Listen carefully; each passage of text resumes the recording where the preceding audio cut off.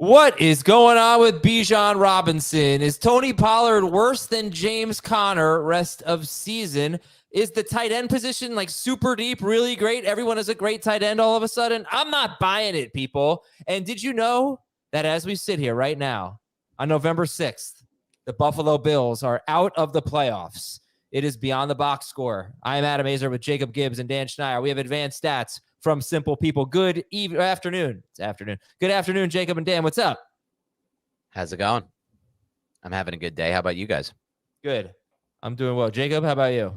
Excited to be here.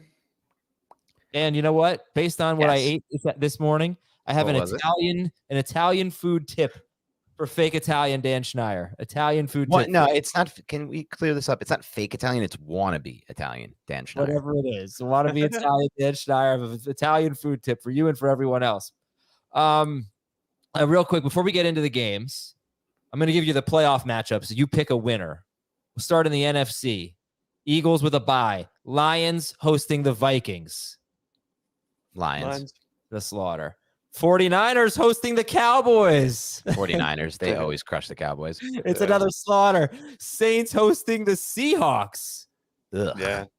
Saints because the home field advantage, which I don't even like, but Taysom Hill get like 2 touchdowns in that game. All right, the 4-5 matchup. The Dolphins hosting the Steelers. Dolphins. Steelers are in the playoffs. Wow. Dolphins, yeah. The Jaguars hosting the Browns. That is interesting. Ooh. Yeah. Ooh. I'll go Jags. I'll go Browns.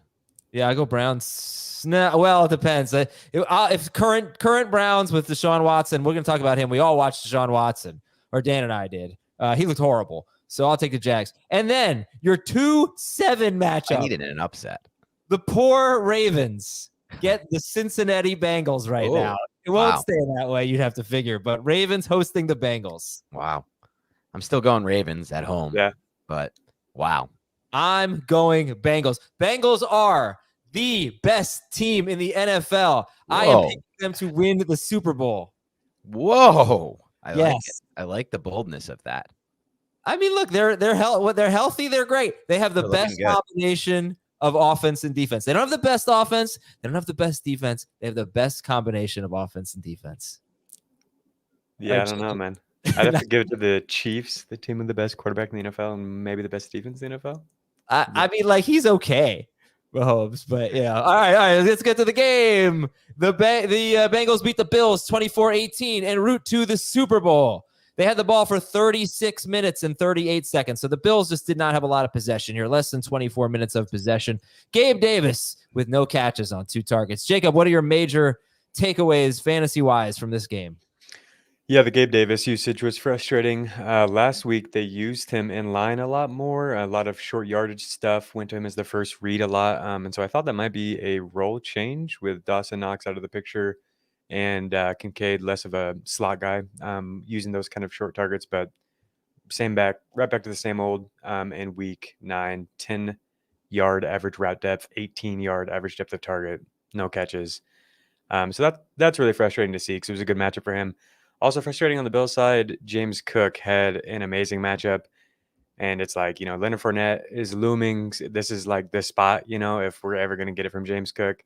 And it's just the same thing, like not nearly enough usage for him to be fantasy relevant. So I think we're pretty much done with him, which is tough because running back we're running out of options. I don't know if I'm done with him. I just think that this game script, they're not going to be getting blown out. What were they down 24-10 or something like that? So they couldn't run the ball. And like I said, the time of possession was really low. He had 4 catches, which was nice. I think he's exited the must-start territory, unfortunately. The touchdowns are hard to come by. The catches are unpredictable. But they just didn't run the ball really at all. I mean, Fournette, I don't think he was active. Did he even get a snap? No, that's my thing with Cook, though, is the route participation just isn't there. Like the opportunity to catch passes just isn't there. And that's where we thought his fantasy value was going to be, especially the upside case for Cook was like through the receiving. And like, I think a game script like this should set up well for him, but no, they prefer Latavius Murray on those blocking situations. Yeah. They got down to the 3-yard line or inside the 3. Josh Allen had the touchdown run in the first quarter, and Latavius Murray was in. I wanted to say this, Dan, about Gabe Davis. Yep. So, yeah, as Jacob mentioned, I was really interested to see if they would continue using him as a more short area guy. But no, he went back to the old Gabe Davis. And the Bengals, I mentioned this on the starter sit episode. The Commanders are the team that we talk about. They always get beat by the deep ball. The Bengals are basically second worst coming into this game. Teams throw deep on the Bengals. They came into this game with the most air yards per pass attempt against in the NFL. I think they were giving up the second most completions of 20 or more air yards. Well, I thought this was an interesting matchup because Josh Allen has really struggled there since hurting his shoulder. And in this game, he was 0 for 4 on pass attempts of 20 or more air yards. And in his last 4 games, he's 3 for 20 for 86 yards on those pass attempts. Wow. So that's why I've almost no faith in Gabe Davis unless he's doing what he did last week, and he didn't do what he did last week. Yeah, I think you nailed it. That was one of the better Azer stats we've gotten in a long time. So well done there. But I think the disappointment. It's just a stat, people. It's not that big of a deal. All right, thank you. I like that. Yeah, look, the frustration begins with Gabe Davis. It's what Jacob said. We saw him line up tight splits last couple of weeks around the line of scrimmage, around the tight end, and that's going to lead to easier targets. We didn't see a lot of that in this game. And I think ultimately when I looked at this game, I had a misread of this game because I thought it'd be more of a shootout. And then I looked back at some things and I was like, wait a second.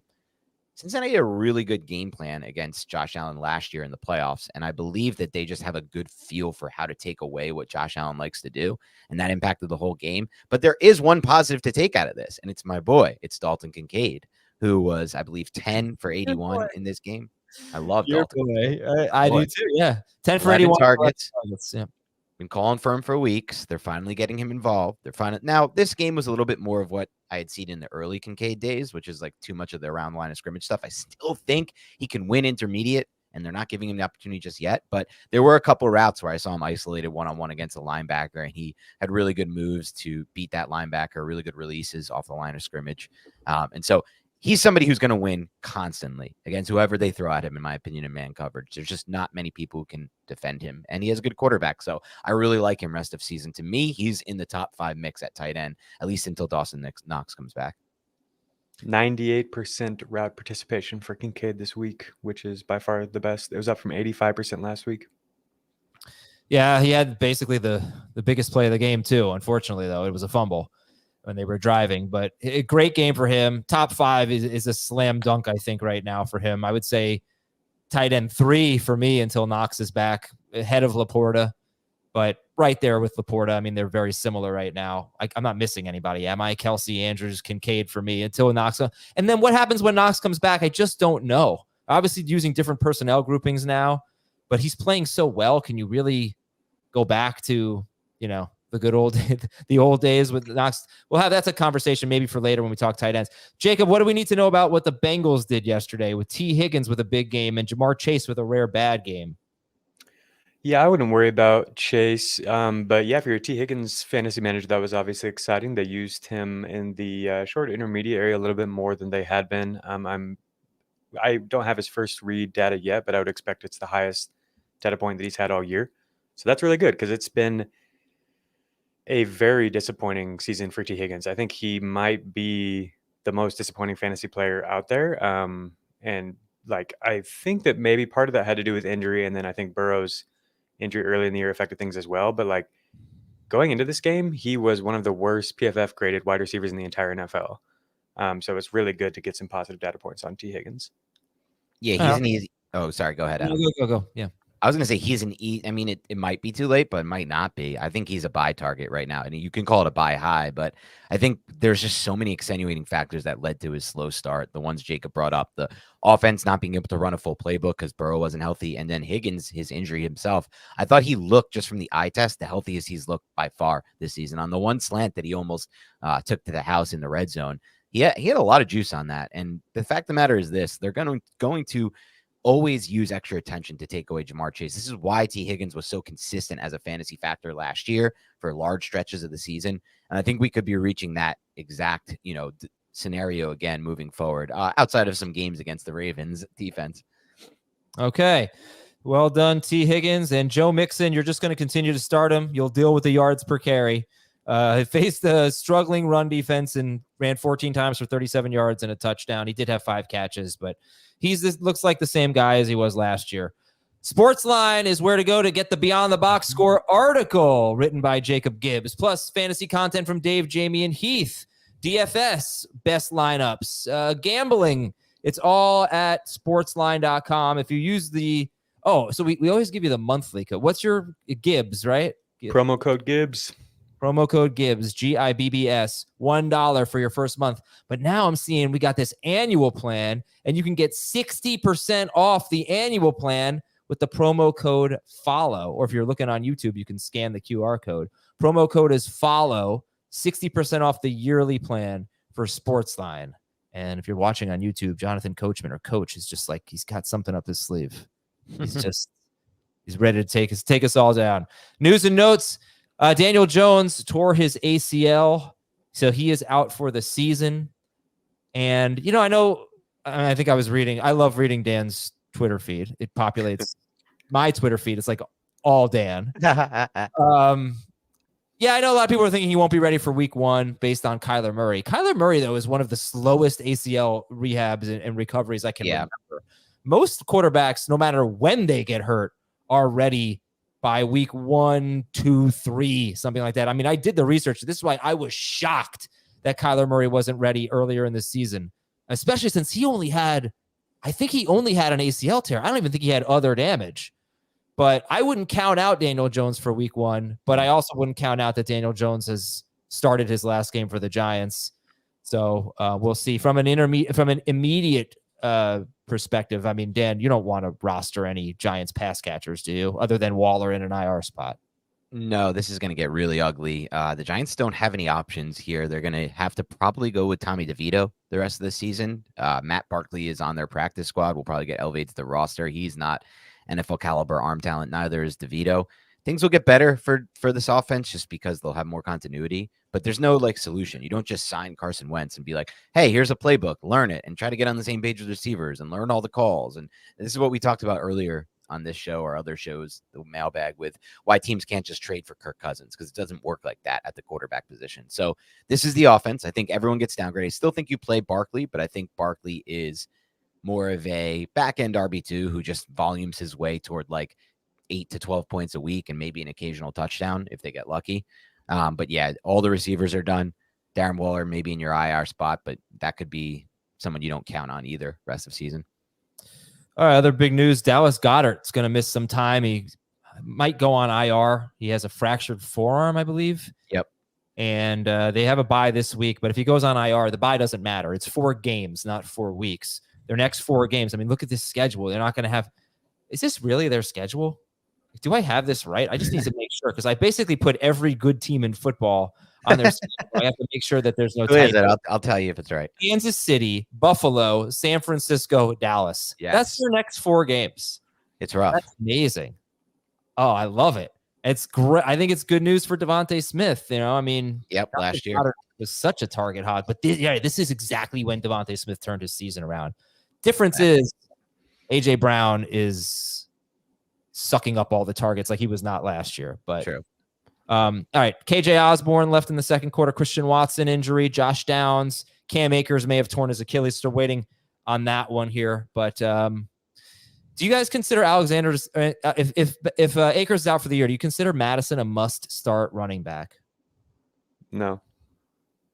In the state of running back as it currently stands, I would say yes, just because, and I didn't think I would say this last week, but I have faith in Josh Dobbs to operate an offense and move chains by escaping pockets and running for first downs and keeping drives alive. So I'll say yes, just based on the state of the running back market and how much volume he's going to get.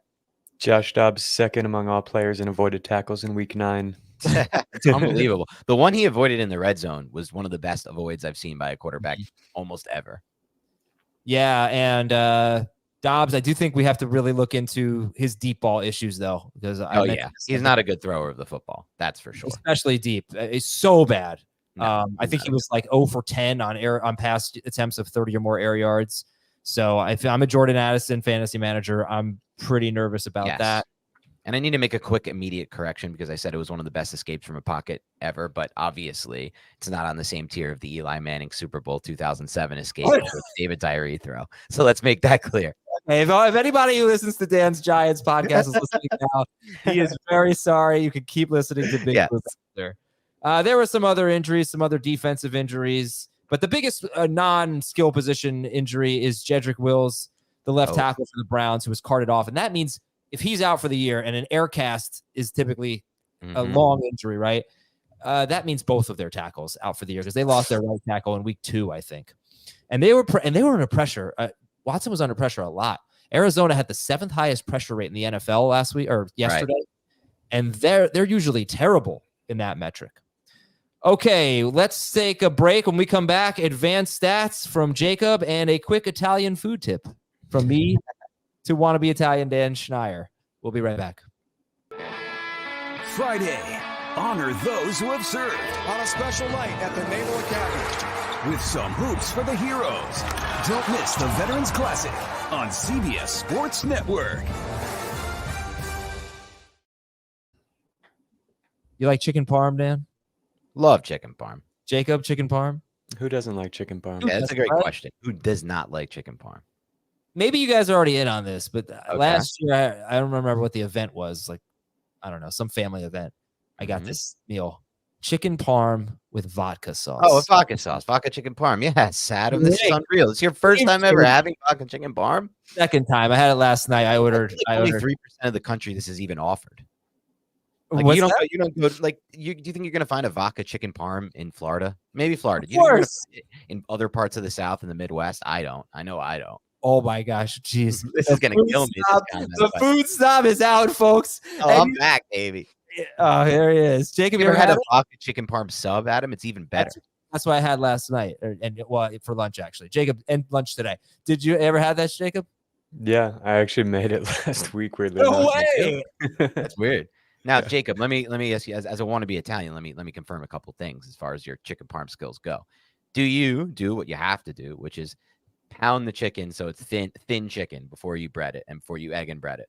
No, dude, I didn't pound the chicken. Jacob, you don't just take it out of the package as a fat chicken breast. Got to use one of those meat tenderizers and pound that thing in a plastic bag. It's all about if it's paper thin. The more paper thin you get that chicken, the better it tastes. That's I'm right. learning. Easy tip. Right? Uncle Slayer says you can have a lobotomy and still make a chicken parm. You can have them almost anywhere. No, I said a vodka chicken parm, it's a Uncle vodka- Slayer. I said a vodka chicken parm, Uncle Slayer, with homemade vodka sauce. You tell me your Italian restaurant you're getting that from in Mississippi. Oh, dude, stop. What is with you? All right. I'm very sorry to all of our non-Northeastern friends here who You don't know what they're getting into good at this food, point. apparently. You know what they're getting into at this point. Yeah, I You're not guess so. finding good Italian food in a lot of places. Let's be honest. Snap You're not share. finding great barbecue up here. There's other things you can't find up here. You know? You can find anything in New York City, though. No, I know. Anything in That was just a lie to make them feel better. Okay, snap share stuff. Jerome Ford played 64% of the snaps. Kareem Hunt played 29%. Ford ran 20 routes compared to 6 for Kareem Hunt. Zach Charbonnet played more snaps than Ken Walker for the second straight game, and it wasn't just garbage time. So this one is a little alarming right now. And he didn't do anything with them, by the way. Neither guy did. They really got whooped up front, just completely outclassed by the Ravens. But Jacob, this is your area here. So we're looking at snap counts, advanced stats. Tell us what you've been noticing. Yeah, so I had 2 topics that I wanted to talk about, and then I was going to run through some quick stats, and you could pick apart anything you want there. But the 2 topics that I wanted to talk about, you actually just mentioned each of them. The first was Jerome Ford. The usage was much better for him this week, and I think really he's shaping up as like clearly their lead guy. We saw him be the clear lead guy down the stretch in week 8 when the game was close. They really didn't use him early in the game, but they did lean on him late in the game in week 8, which I thought was interesting since, he was rumored to have a high ankle sprain. And so he immediately played, and then they kind of like reserved him for when they needed him. And then this week, 60% of the snaps inside the red zone, 50-50 from inside the 10 with him and Hunt. And then outside the red zone, he's clearly the guy. Pierre Strong basically went away, barely played in this spot. The other guy I wanted to mention for the Browns is Amari Cooper. He's the only player in the NFL with 100 air yards in every game this season. Well, And yeah, 23% target per route run rate on the year, which is honestly amazing considering his average depth of target is 15.6 yards.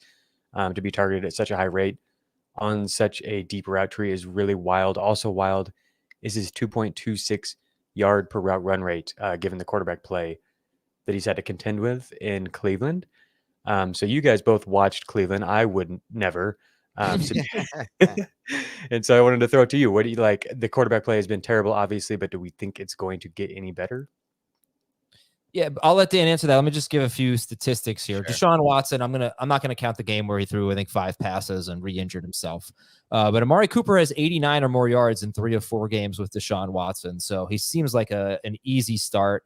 I think the first game of the year was the only bad one, and Watson came into that game banged up. He's been hurt, right? So yeah. Anyway, I have some notes on what I saw there, but I watched this game because if you look at Deshaun Watson, look at his fantasy points in 4 starts and finish it. He didn't finish yesterday, but you know what I mean? 4 games where he actually played, right? 22.7, 13.6, 25.2, 23.0. And that's a must start guy if I bought it. So I had to see, was he good? How was he throwing the football? And I thought he was horrible. Dan, what did you think? Yeah, it was not good tape. It was ugly tape. This is what happens when, I feel like partially this is an issue of not a lot of time practicing, not a lot of time getting the rapport down with all these players. It seems like he's got it down with Cooper. Like you said, they've had a good thing going, but outside of that, I don't see it with Eli Moore like I expected it to see it with Watson and Moore, David Njoku, and anywhere, not including the red zone. So I just think that right now this passing game is all from a timing standpoint, from a rhythm standpoint. The injury to Jedrick Wills, like you said, is going to make things a lot worse. They now have issues with protection, especially on the ends. At any point, in my opinion, he could take a wrong hit to that shoulder and lose his velocity again, which I didn't think, quite frankly. I don't know how you felt about this, Adam. I didn't feel like it was quite good in this game to begin with. And it's tough to throw. Like, here's the other thing. I've known this for a while. It's really tough to throw in Cleveland. And that's a thing. You look at all these quarterbacks. Take a look at some Cleveland games in November and December over the last few years and some of the quarterback stats from those games from any quarterback. And it's ugly. But it's not like Deshaun Watson right now, in my opinion, has the arm talent to cut through that nasty weather and win there. So we're relying on timing and we're relying on ball placement and we're relying on rhythm in the passing game. And that's just not there right now. So it's tough for me to buy into this turning around anytime soon. Yeah, look, I think, if you go back to week 4 or 5 and Derek Carr and the way he looked that one game against the Tampa Bay Buccaneers, I believe, he didn't look like a professional quarterback. I don't think he should have been out there. But he got over that injury pretty quickly. So if Watson has now gone from I can't play to I think I'm going to play to, okay, I'm playing this week. And I also felt like he got better as the game went on. He threw about 15, 20-yard pass to Amari Cooper. I think late in the third quarter. That was probably his best for the game. And then he probably one-upped it with a deep ball shot to Amari Cooper near the end zone. That was fantastic, followed up by a Kareem Hunt touchdown run. But early in the game, he was terrible. His deep ball, like he threw a deep ball to Amari Cooper in the first or the second quarter, and it traveled about 45 air yards. And it looked like he threw that ball as far as he could almost. Like he put everything he had into it. So I think they could be really good, and he could be dangerous if he gets his arm strength back. I just don't know when that's happening. It was not in this game. So I don't really have it. I can't tell the future, but I can tell you that he was definitely not 100% in this game. And Jacob, you had a stat. I mean, he was really inaccurate on short stuff too. And there were just some really ugly throws. Yeah, 17% off target rate on throws that were 10 or fewer air yards. The league average is 7%. Right. Watson's is 17. Right. So next week at Baltimore, no chance. Yep. No chance. If he does well, if he shows his arm is back, then maybe I think about starting him against Pittsburgh, at Denver, at the Rams. It's not too bad. But next week at Baltimore, he's a sit for me. Right. What else we got? Anything else, Jacob? The other big topic I wanted to talk about was Seattle's offense. There's not a whole lot to point to statistically that I found interesting, other than, again, Charbonnet. We already hit on the Charbonnet out snapping Kenneth Walker, running more routes than Kenneth Walker. Charbonnet didn't do anything with his opportunities, really. It was a brutal matchup, and the offense just got dominated up front. It's more so a negative note for Walker. But you guys watched Seattle a little bit. What did you think? I don't know. I just think they had a really bad game. I can't, like last week when Walker didn't have a ton of work, it was easy to chalk it up to the injury. I don't know what the deal is this week. I think he's definitely coming off the field. Ken Walker's definitely coming off the field in the 2-minute drill, even the 4-minute drill. That's going to be Charbonnet or maybe even Dallas. But can they just are they just going to keep giving him the ball? I just don't have the answer. I just want to check their schedule, because if they fall behind big like this, then no, it's going to be bad for him. Next week they get Washington. So Washington, then the Rams. I mean, I feel like that should be more favorable. I'm confused. I can't. Well, I don't know. I don't think he's losing his job as Charbonnet, but I do think the split is going to be a little bit more even. And you might get a lot of like 13, 14 carry, 2-catch games from Walker. And if he doesn't score, he could be pretty disappointed. Mm-hmm. Yeah, that's without a doubt. I think I didn't actually get a chance to watch this one, Jacob, but from what I've been reading, there has been some real regression when it comes to Geno Smith, from a touchdown rate, from a bunch of different statistics. And those who have watched the tape said he doesn't look like the same player that he did last year. Is surprising to me, just because I feel like he was so good on tape last year, just crazy good. Like if you go back, he was one of the 4 or 5 quarterbacks pushing the ball downfield into tight windows vertically. And I'm just not seeing that a lot this year yet. I would love to go back after this and watch the tape of this game. I just feel like it's going to look a lot like that Lions game we broke down versus the Ravens a few weeks ago, where, the game was like 28-0 early and the game script was horrible and they were in pass only mode, and that kind of kills your whole offense. But this is now multiple weeks, I think, with Geno Smith struggling and with the passing game not as it was last season. So it's definitely alarming to me. It's the whole season. And you know what? It's going to be interesting because this week he gets Washington, and they're basically a tonic for quarterbacks. But I don't really have that much faith in him. And I mentioned this on yesterday's show. DK Metcalf got shut down by a great cornerback, Marlon Humphrey, and he just always gets shut down by great cornerbacks, basically. So he might bounce back against Washington, but the DK-Geno connection is off. The interceptions are way up. That was what was down last year for Geno. And then they started creeping up at the end of the year. And he's just throwing too many bad interceptions. And they only had the ball for 19 minutes and 56 seconds, which is like a trademark of the Seahawks last year, and getting back to it this year. And your running back is almost never going to have a good game if they have the ball for 20 minutes. It's hard. I see that all the time. I talked about that with Ramondre Stevenson, and he did have a good game because he had a long run, but the Patriots never have the ball. The Seahawks right now are having similar issues, I think. One thing I'd bring up on Geno, I noticed this yesterday. I was digging into Patrick Mahomes' stats, actually. I think Mahomes is one of the more sensitive quarterbacks to all of the too high safety stuff. You talked about how the Bengals really know how to bother Josh Allen. I think the Bengals really know how to bother Mahomes as well, and we've seen a lot of defenses adjust in that way. And he's holding the ball longer, Mahomes is, and taking his first read much less often. And when I was looking into first read target rates last year compared to this year, Geno Smith really stood out as well. 57% is Geno Smith's first read target rate. Russell Wilson is the only quarterback who is lower in 2023. Geno was at 69.5% last year, so right around league average.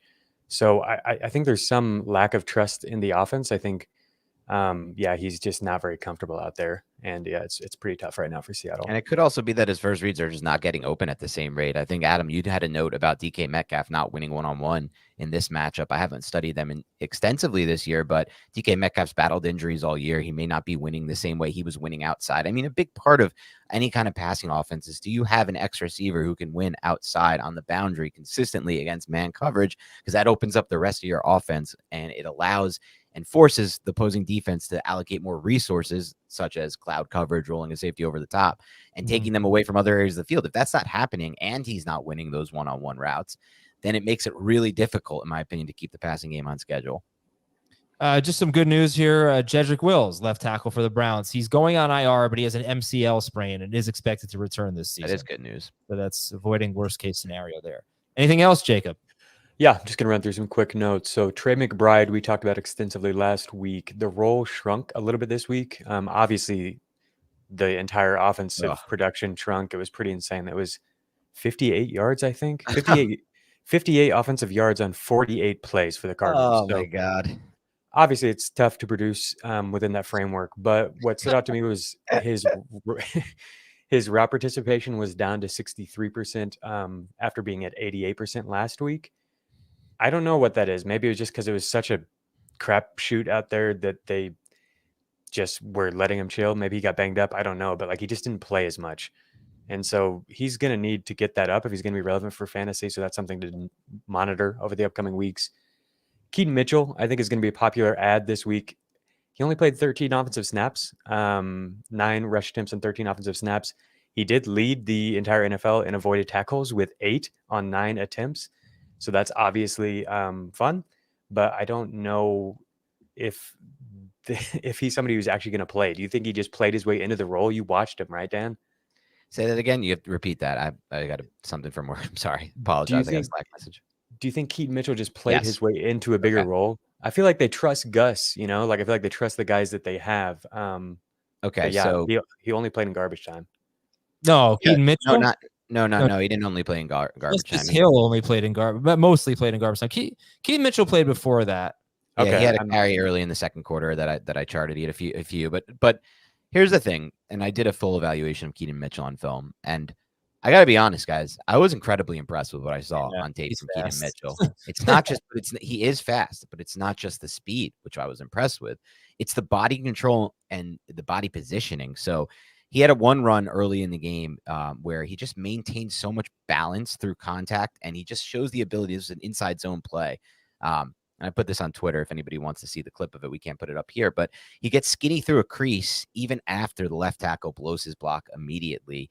And I've seen so many people run inside zone and not be able to process where these creases are going to be. And I feel like he was really good at processing that. They use draw, they use counter, they use power gap for him. And it reminded me a lot of a Beyond the Box Score episode we did last season at the end of the year, Adam. I don't know if you remember this, or Jacob, where we broke down J.K. Dobbins. And I was talking about how I liked how the Ravens were doing a lot of things to get him in space with power gap concepts and counter. And it seems like that's the idea here. It's similar to what the Dolphins do with Devin Achane, but it's not exactly the same because they're not using him in, at least not yet, in motion from, outside as a receiver, things like that. But they are doing a lot of power gap concepts to get him into space. And there's another run later in the game, his 60-yard run, just a great example of an individual play making that happen. So on that play, Keaton Mitchell, they're just running a toss outright. The 22 is the defender there, and he plays it perfectly for Seattle, which is to force contain back to the inside. He takes away the outside, force and contain. Mitchell makes the jump cut, gets through. 22 plays it perfectly, gets his arms on the tackle, and Mitchell just has the contact balance to shake that off and then shows creativity later in the run. And then obviously the touchdown run was incredibly impressive. Like I said, it's just a great job of finding a crease there where it might have not been. So I wonder if it is will evolve, and you guys can probably comment on this as well, because obviously they have so much trust in a player like Gus Edwards. But I wonder if the situation does evolve to the point where they look at this like, it's out the bag now. We can't put this back. We can't put the cat back on this because he adds a different speed element to our offense. He adds a different playmaking element to the offense, and he's making correct reads right now and finding creases and processing a lot better than he was quote unquote given credit for. And this was a good example because you saw this just like with Devin Achane. He's billed as this only speed guy, and then you watch him, you're like, wow, his contact balance is pretty good. Wow, he makes pretty good reads between the tackles. He processes pretty well. And I think that could be the same case with Keaton Mitchell. It's not the same kind of offense, so I don't want to say this is going to be the next Devin Achane, but I think they're not going to be able to just put him back on the bench and let him, sit there because he just adds so much more, in my opinion, than both Hill and Edwards. Yeah. I appreciate that you're getting Achane's last name right. I'm trying. Do have to work on Devon Achane. Oh, it's Devon. It's considered Devon. I don't know about that. Considered. I mean, it is Devon. I would know say it's considered. Like your last name is considered Steyer, but let's go. Mitchell, Heath said he's a must-add player. I kind of pushed back on that because there's a split. Because Lamar Jackson and Gus Edwards are much more likely to get goal line work than Keaton Mitchell. Right. But yeah, I do think. I mean, if you were excited about Jaleel McLaughlin, that didn't end up working out when Javonte's back, but Achane did. So yes, I see all the same things. Like this guy's got some burst and some, and it will be somewhere in between that, right? Like Achane. the Achane situation, sorry, I didn't mean to cut you off there, Adam, but like the reason why we should assume it should be somewhere in between there, and I'm sure you agree with this, is that Achane was immediately getting red zone touches, which we don't know or think if Mitchell will get. And Achane was also getting those touches I talked about where they were designing him in motion. So I don't think it's that, but I also don't think it's McLaughlin, because this is a much better offense than the Denver Broncos offense, the Baltimore Ravens offense. And things are so open now in this offense because of how they are pass first under Todd Monken and running a lot of 11 personnel. So I just think the situation is more similar to the Dolphins, just not quite there. Okay. I just want to say one thing about the Ravens and Lamar Jackson, because I think, he's having a really good year, but from a fantasy standpoint, he's not. Right. He's number 6 per game in 4-point, number 9 per game in 6-point per passing touchdown leagues. And he's a victim right now of Gus Edwards and Keaton Mitchell and all these rushing touchdowns. The Ravens have 6 running back rushing touchdowns in their last 2 games. Jackson has struggled in both of those games from a fantasy standpoint. And what, I don't really know what to make of that, other than I would say he's throwing the ball really well. He's in total control, and there will be more touchdowns for him. But Lamar Jackson is one of 5 quarterbacks that does not have a touchdown pass of 20 or more yards. Lamar Jackson, Ryan Tannehill, Daniel Jones, Desmond Ridder, and Bryce Young. So you're getting no explosive passing plays. And then you've got this Gus Edwards problem. So it's like, it's shocking too, because a lot of what Lamar was great at under Greg Roman was those explosive pass plays, right? Yeah. Well, that's what they were using Marquise Brown for. They don't have that guy now. They should, though, with Zay Flowers, man. Zay Flowers was so explosive on tape in college. And even Beckham, I've seen win on a lot of his one-on-one routes, too. I almost wonder if this is more of an issue of when you have the Greg Roman offense and it's all run first, you can run play action. There's a lot of space in the middle of the field. When you have a pass-first offense, there's 2 high safeties. I would not call this a pass-first offense, though. Okay. I think they have the lowest pass rate in the NFL. Well, then it's definitely not a pass first offense, but pass first personnel, I should say. Pass first personnel for sure. It seems different, but they still really don't throw much. But pass first personnel will still lead to a very different counter by the defense. They're not going to use base personnel. They're going to use nickel and dime and sub packages. And I wonder, and I haven't watched enough Ravens, but I wonder if that's taking away the big play. I'd have to see what Jacob, maybe you could find this, or I know where I can find this, what the usage of opponents versus the Ravens is from how much are they using cover 1? How much are they using cover 6? How much are they using cover? Like, how much are they using 2 safeties back there or middle of the field closed 1? But I know against, when Greg Roman was there was a lot of middle of the field closed looks and with a lot of space for deep shots. All right, guys. Jacob, why don't you finish up with your stats here, because we haven't gotten to one of our topics was Keaton Mitchell, so we did cover that. But we have 3 more big topics to get to. So wrap it up with the stats. Okay, I just looked up real quick. Lamar Jackson's off-target rate on deep throws is right in line with the league average, which is actually a huge improvement for him from last year when he was clearly the worst on deep throws. And yeah, Zay Flowers, super disappointing game yesterday. He ran a team-high 31 routes on 37 dropbacks and only drew 1 target. It was Beckham's birthday. Yeah, that's what it honestly was. So I know, it's a birthday. We got to look for these narratives, right? Yeah, well, I didn't see that on True Media, Jacob. Yeah, I mean, last week was Tank Dell's birthday, and everybody got excited about that. And then, push back on the birthday narrative. All right. All right. Let's run through a few quick ones here. The Bears' backfield. We saw Deontay Foreman return to dominating the work. 59% snap rate, only 28% for Roschon Johnson. 20 rush attempts to just 2 for Roschon Johnson. Game script, right? Yeah, for sure. But honestly, I just was a little bit shocked to see Roschon with such low involvement. 75% snap rate for Jonathan Taylor, only 19% for Zach Moss. 75% route participation as well for JT. 5 targets, caught them all, scored a receiving touchdown. That's super exciting. 51% snap rate for Raheem Mostert. Salvin Ahmed ran more routes, and Mostert's snap rate has been below 55% in 3 straight games. Whoa! Just wanted to bring this up because I think Deshaun Achane is going to have a really big role when he gets back. He looked good running and cutting last week. If they feel like he can handle it, that's my only thing. Like, I don't think he's going to have that much bigger. I think I'm going to set the over under at 11.5 carries per game. For Achane up right now. I'm looking up. I just want to make sure that what I think is true about Devin Achane. No. Okay. Adam might be onto something. I thought he had more touches than he did at the collegiate level. I thought he was more of a workhorse than he actually was. But Is that Devon's brother? Because I don't know who Devon I H. keep calling him is. Devon H.N. Yeah. Nope. I'll get Devon at some point, but at least I've hit the H.N. part. Someone's complimenting your hoodie. Oh yeah. This is a Grand Canyon hoodie. There we go. Okay. Appreciate that. It's good to hear a compliment about my wardrobe because all I get is negativity from Adam and Jamie when it comes on the mailbag show. When it comes to my wardrobe, that hoodie's too big on you.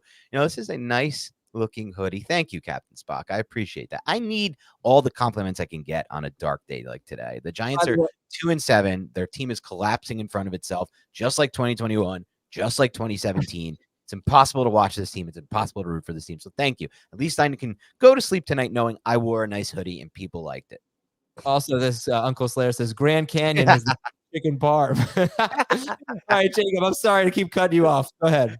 2 more quick ones. Jahan Dotson, targets over the past 3 games, 8, 10, and 8. That's mostly been a product of Washington producing a ton of play volume overall, but still encouraging to see him get going. I thought he might move to the slot a little bit more without Curtis Samuel, but that wasn't the case. He only had a 31% slot rate. He's continuing to be used down the field. So I think it's going to be inconsistent, but at least we're seeing something from Dotson. So that's great. And the last one is Mike Gesicki. I brought him up last week as somebody who might emerge for the Patriots. He led the Patriots in routes run this week. He drew 1 target. It was 28 yards downfield. So I don't know if there's actually going to be any fantasy viability with Gesicki, but leading the team in routes run is interesting. I think they are pretty desperate for a downfield threat. I like Pop Douglas as much as the next guy, but that's not his game. He's a short yardage guy. So just an interesting name to keep in mind if you do need tight end help. Tight end help. That's our first topic. When we come back, we'll talk about the depth of the tight end position. We'll be right back on Fantasy Football Today. The Scudetto, where the soul of Italy meets the pinnacle of calcio. Catch Serie A on CBS Sports Network and streaming live on Paramount+. So we only have 4 big topics today, and one of them is about Keaton Mitchell, and we already talked about him, so you can check the time code for the probably the advanced stats section. I don't know, whatever it might be, but you'll find it if you're skipping around. But the first topic comes from Ed, and he says, the tight end landscape may be changing. At this time this season, there are actually some borderline startable guys emerging. Even moving forward, there is some promising young talent at the position, making for a deeper position next season and beyond. You guys agree or disagree with this take about tight ends? I completely agree with this take about tight ends, and I'll say this, a year ago I said this was the most exciting and fun tight end draft class I've ever seen studying this game. I was huge on a lot of these players, and we're seeing immediate impacts from some of them. Dalton Kincaid, Sam Laporta. I even would put Luke Musgrave in that mix, even though his quarterback play is as bad as it gets. I do think Jordan Love might be the worst quarterback in the NFL this year, just when you consider how many clean pockets he's thrown from versus some of the other worst quarterbacks in the NFL and how they are on the bottom of the list of clean pockets. I saw a crazy stat on that this week, but he's still a great talent, Luke Musgrave. And I think we're looking at probably the best it might be the best tight end class in the last decade as far as immediate impact goes and then long-term success. So those guys will pace the way, and those guys will obviously be leaders at the position, I think, moving forward. So yes, I think we are at that point. I'm curious to get what your guys' take is on this. I don't know much. Cade Otton was super viable this week, played every snap and soaked up a lot of targets, and he's another interesting young guy. I love this class. Yeah, I do too. I think that I'll just say this, first of all, good stat to back up Ed's case. Right now, there are 14 tight ends averaging 10 PPR fantasy points per game or better. Last year, there were 9. So 14 this year right now. Last year, at the end of the season, there were 9. However, last year was just a really bad year for passing games. Quarterbacks were bad, wide receivers were bad, tight ends were bad. But this year's a pretty bad year for passing games, no? I don't think it's as bad as last year, but here's how many tight ends averaged 10 points per game or more over the last 5 seasons. 10, 12, 13, 13, 9. And this year it's 14. So it's a little bit better than what it's been in the past. I do think that I still don't buy it because I've been doing this for 15 years basically, and it's always the same. Nothing ever changes. And the second you start buying into tight ends, they let you down. And that's going to keep happening. Well, you don't think Cole Kmet had a good stretch last year? Cole Kmet had back-to-back games last year with more than 20 fantasy points. And he scored something like 7 or fewer points in 3 of his next 4 games. You don't think Taysom Hill had a good stretch last year? Taysom Hill had a very good stretch. He had a 3-game stretch where he was looking like a guy that you're actually starting. And then were you starting Taysom Hill? Hell no, you were not starting Taysom Hill after that. He let you down. David Njoku is pretty interesting because he was really getting going for about 5 games or so, 4 or 5 games in the middle of the season last year. And then he got hurt and he came back and he was doing nothing. But it's another game with Deshaun Watson with very few targets. Yesterday he only had 6 targets. I don't think Deshaun Watson threw the ball that much. But Jake Ferguson, what a great example. 10 targets, 7 catches, 91 yards, and a touchdown. Here are his targets in 8 games. 7, 4, 7, 7. Okay, that's 7 targets in 3 of the first 4 games. Certainly sounds like a must-start tight end, right? Okay, his next 4 games, they combined 8 targets. I don't think there's anything you can do about this. My advice to you is find a tight end that's either going to get the most targets or be on the best offense. So a guy who could be second in targets on a good offense is very appealing, and that is Jake Ferguson to me. He could be second in targets. He is second in targets right now, I think. David Njoku, that's a key here. In the first 3 games with Watson, Elijah Moore was getting a ton of targets. Yesterday, Elijah Moore, I think, had 2. That's a positive development for David Njoku. If he can be second on the team in targets with a fairly healthy Deshaun Watson, he could be good. But all of these guys are going to frustrate you. Don't kid yourself. Don't kid yourself. So let's talk about the ones that I think are no-brainer slam dunk starts, that we all think are that. It's Kelsey, Andrews, Laporta. For now, it's certainly Kincaid. I would have said Goddard. That's gone now. I would say McBride. I actually, with Kyler Murray back, I think I like it. I got to see it, and I don't know how long Ertz is out for. He's out for, I think, 2 more games at least. But I'd say McBride. I don't know if you agree. And is there anyone else? Hawkinson. Oh, I'm so sorry. Yes, Hawkinson for sure. Evan Ingram has really been great. Evan Ingram was on a bye. Damn it, I forgot about him. You know what? Let me pull up the tight ends. Dalton Schultz. I mean, sure. This week. What about week 8? He was terrible in week 8. What did you just say before that, Adam? I don't know why. What did I say? There was something that sounded interesting. I have a listener. Did you hear that, Jacob? I heard it. You heard that, right? I don't think he said what we thought we heard him say, but we'll leave that up to the listeners. And if they deem it to be what we thought we heard him just say, this could be monumental for the podcast, considering some of the moments I've had slip ups. And let's see what happened there. We'll go back to it later. You gotta send me the private chat. Let me know what the heck I just said. All right, yeah, sorry. So I should have pulled up the list of tight ends. So Kelsey, and this is points per game in PPR. Kelsey, Andrews, Hawkinson, Laporta. Number 5 is Kmet. I'll call him a must roster guy. And sure, for now he's a must start. Wait, you think he's just like immune to having a 4-yard game? I don't think that. No. I think 2 weeks ago he had 0 targets, right? No. Yeah. George Kittle is 6th in points per game. Wait till Debo and Ayuk are back. You're going to be pissed off more often than not. That's going to be starting next week with Kittle. Ingram you start every week in PPR, but he doesn't have I don't think he has a red zone target. He doesn't have a touchdown this year. Wow. Schultz is toward the top of the list, but of the next group. But I don't think he's a slam dunk. Of course, actually next week the Bengals give up the most fantasy points to tight ends, so he might be good, but I think CJ Stroud might struggle against the Bengals next week. But this is my opinion on tight end. You think these guys are going to be consistent for you? You are wrong. What do you guys think? Yeah, I mean, I think there will be cases again where there will be some guys who can break out and be consistent. Kincaid without Knox, Laporta, but you have to look at it on a case by case basis. And I'll say this: my take about tight ends remains. Don't get fooled into this next draft season. Please don't use your 3rd, 4th, 5th round picks on guys that get propped up the board at the tight end position. Okay, so we have a note here. I'm getting fined for dropping the Yes. You see that? After further review, the ruling that Adam see that? Stance, I did not mean to. He did it. It's not the first time that's happened. Oh, all right, baby.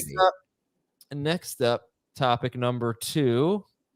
is Keaton Mitchell. So topic number 3. No. Bijan.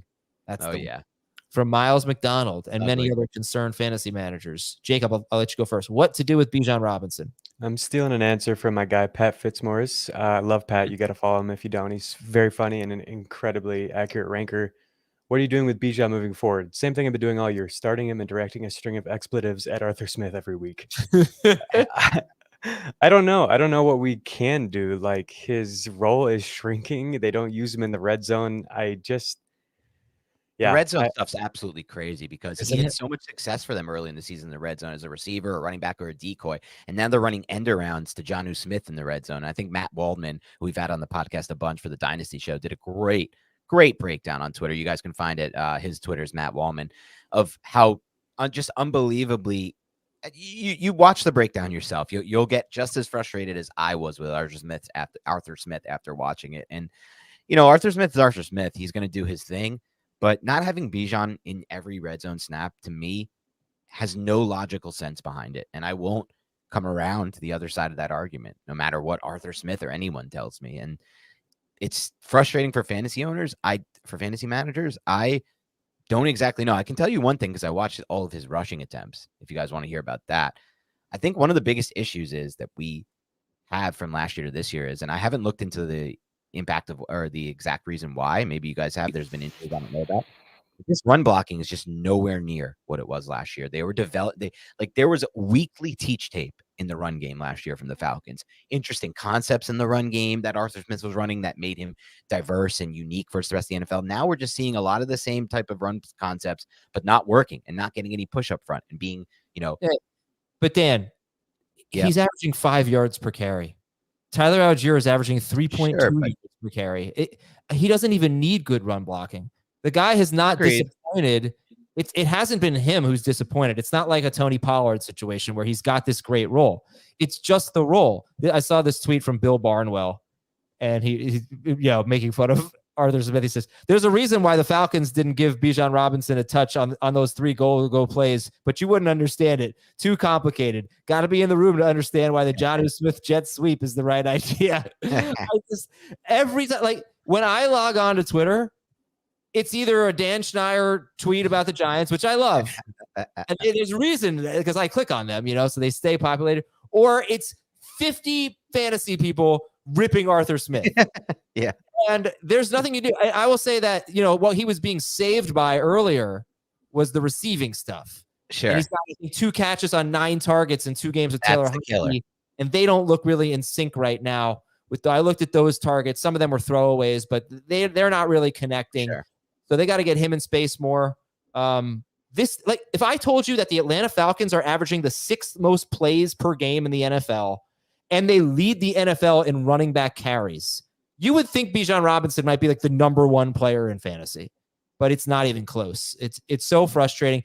If this is my hope, they have Arizona next week.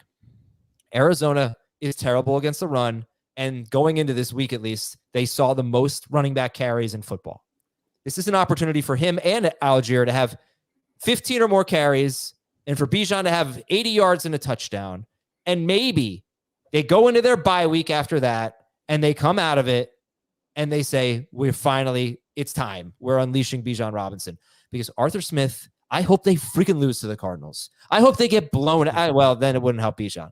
But I hope they lose. And I hope he's coaching for his job and realizing if I don't get my best players the ball, I'm gone. And that's the only hope I have for Bijan returning first-round value.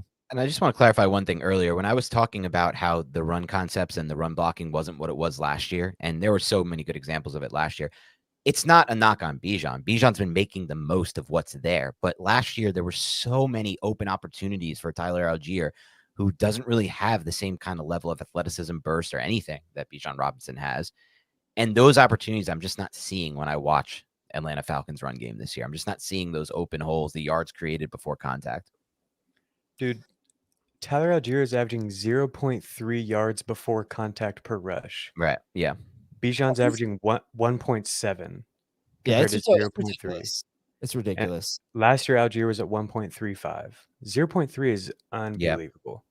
Algier was a good running back last year, so obviously he shouldn't be this bad. All right, this is from Rick. Is it time to sell Tony Pollard for James Conner? Who would you guys rather have? Oh, interesting question. Tony Pollard or James Conner? We got into that depth.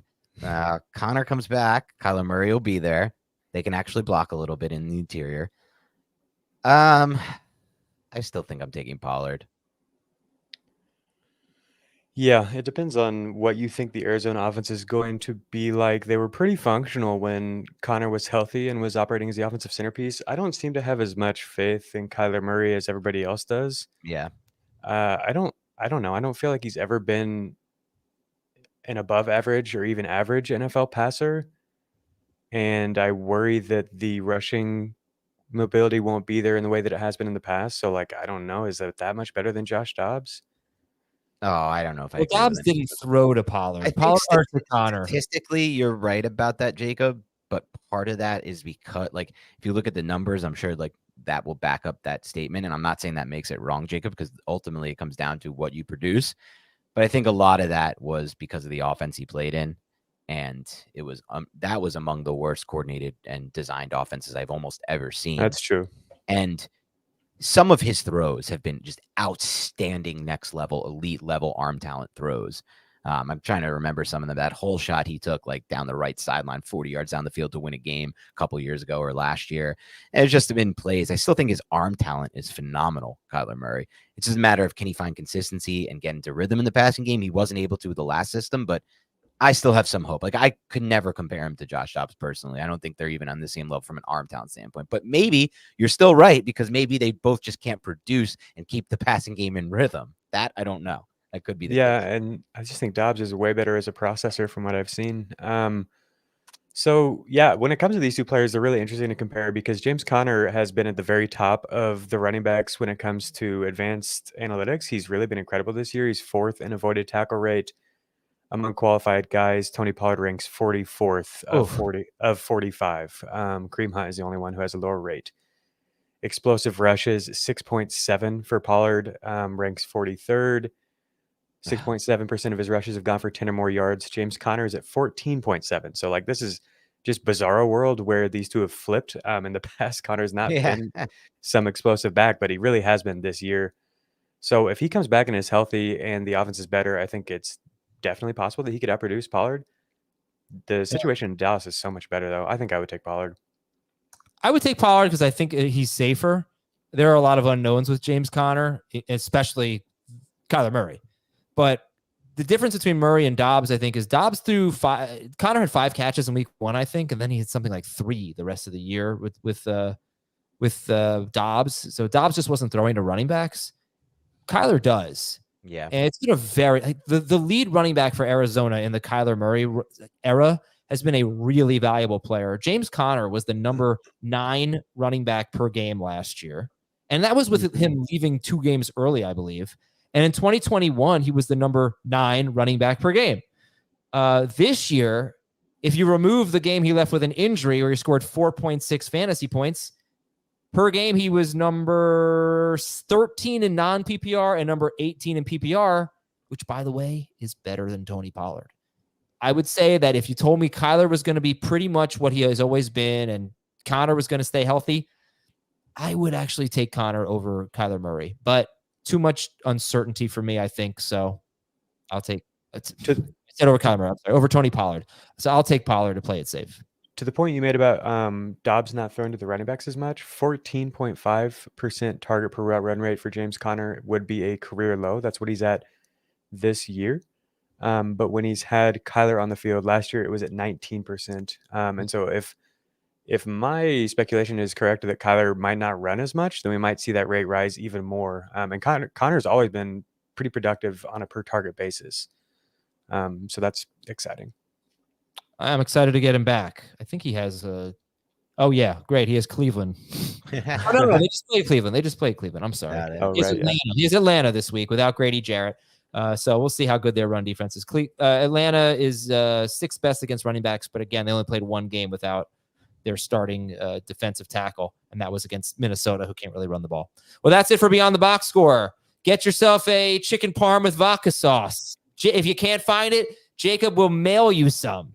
And thanks, everybody. Someone earlier asked if Dan was wearing a sleeveless hoodie, which he isn't, but I think you probably inspired him to cut the sleeves off of the one he is wearing right now. Have a great day. We'll talk to you tomorrow with the waiver wire. Actually, live stream tonight. We'll talk to you tonight, 7:30 p.m. Eastern at youtube.com/fantasyfootball today.